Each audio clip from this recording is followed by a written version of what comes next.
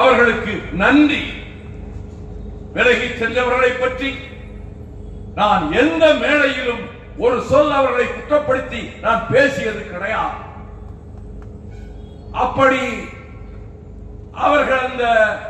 பொதுக்குழு உறுப்பினர்கள் வீடுகளுக்கு சென்று 4 லட்சம் ரூபாய் தருகிறோம், சேலம் பொதுக்குழுவுக்கு வாருங்கள் என்று அழைத்த போது இங்கே அமர்ந்திருக்கிற எனது அருமை தாய்மார்களே, வீரம் கொண்ட என் தாயார்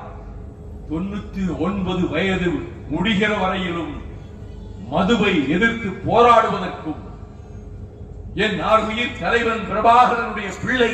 பாலச்சந்திரன் 5 துப்பாக்கி தோட்டாக்களால் மார்பு ஊடுருவ